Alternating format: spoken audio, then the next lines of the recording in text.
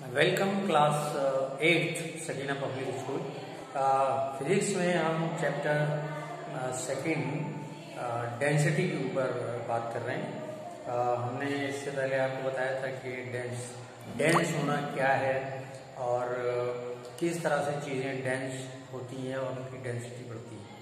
हमें आपको इस बारे में बताया था कि डेंसिटी का जो नापने का फार्मूला है वो है मास पर यूनिट वॉल्यूम, यानी जो भी वॉल्यूम आपको दिया है, यानी इस डस्टर का जो भी वॉल्यूम है, वॉल्यूम का मतलब वॉल्यूम में 3 डायमेंशंस हैं, लेंथ है, ब्रेथ है और हाइट है।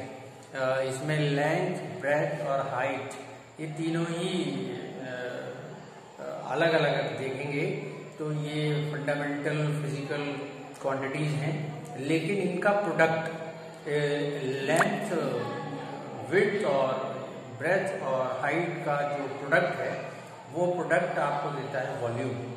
तो जो भी इसमें कंटेंट है, यानी इस डस्टर में जितना मटेरियल का मास है that is divided by the volume of this duster will give you the density. ये तो इसका सिंपल फार्मूला है, लेकिन डेंस होना और चीज़ें किस तरह से सॉलिड, लिक्विड और गैस में ये डेंसिटी का पता चलता है, तो उसमें मसला ये रहता है कि किसी भी मैटर, किसी भी ऑब्जेक्ट में कितने पार्टिकल्स, कितने मॉलिक्यूल्स हैं और कितने क्लोजली पैक्ड हैं, इसकी बुनियाद पर उसकी डेंसिटी सामने आती है। अगर हम कोई सॉलिड की बात करें तो पता ये चलता है कि सॉलिड में, हम जानते हैं जैसे मैटर के बारे में हमने पढ़ा है, सॉलिड में the molecules are closely packed. जितना क्लोजली पैक्ड होंगे, नंबर ऑफ मॉलिक्यूल्स एक पर्टिकुलर, एक खास वॉल्यूम में जितना क्लोजली पैक्ड होंगे पार्टिकल, उतने ही ज्यादा पार्टिकल की तादाद होगी, उतनी ही ज्यादा मैटर का मास ज्यादा होगा। यानी एक खास या गिवन वॉल्यूम में अगर वो सॉलिड है, अगर जैसे मान लीजिए आयरन पीस, तो फिर उसके उस गिवन वॉल्यूम में जो भी उसका वॉल्यूम पर्टिकुलर, उसमें नंबर ऑफ पार्टिकल्स जो होंगे या नंबर ऑफ मॉलिक्यूल जो होंगे वो बहुत क्लोजली पैक्ड होंगे और उनके क्लोजली पैक्ड होने की वजह से उसका मास ज्यादा होगा। इसी तरह से दूसरे मैटर की दूसरी फॉर्म्स में चीज़ें जो हैं वो अलग अलग होती हैं। जैसे अगर वो लिक्विड है, जैसे फ्लूइड्स में 2 चीज़ें आती हैं, लिक्विड और गैसेस। इनके पार्टिकल जो हैं वो क्लोजली पैक्ड नहीं होते as compared to the solid. तो जब उनके तो उसके खास एक वॉल्यूम में नंबर ऑफ मॉलिक्यूल्स कम होंगे, तो इस तरह से उसकी डेंसिटी जो है, अगर उसका मास कम होगा, उसमें कम मॉलिक्यूल्स होंगे और उसका वॉल्यूम ज़्यादा होगा, तो उस तरह से डेंसिटी में डिफरेंस आएगा।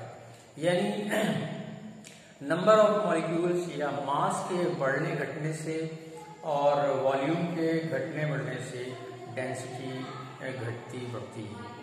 हम जानते हैं कि मैटर की 3 स्टेट्स में, सॉलिड, लिक्विड और गैसेस में, अगर सॉलिड या तीनों ही मैटर को जब हम गर्म करते हैं, when we provide heat to them, उसमें एक्सपेंशन होता है and upon cooling they contract. वो तीनों का सिस्टम यही है।